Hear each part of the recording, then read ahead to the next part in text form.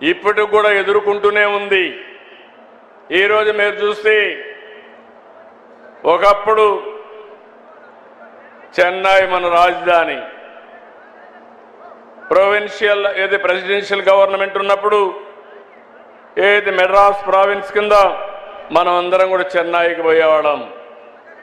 తెలుగు జాతి కూడా అనేక సందర్భాల్లో అనేక విధాలుగా విడిపోయింది, అనేక విధాలుగా కలిసింది, అనేక సమస్యలు కూడా ఫేస్ చేసి ఈరోజు మీరు చూస్తే తెలుగు వారికి 2 రాష్ట్రాలు ఉండేది భారతదేశంలో ఒకే ఒక జాతికి, అది కూడా తెలుగు జాతికి హైదరాబాద్, తెలంగాణ, ఇక్కడ వచ్చి ఆంధ్రప్రదేశ్.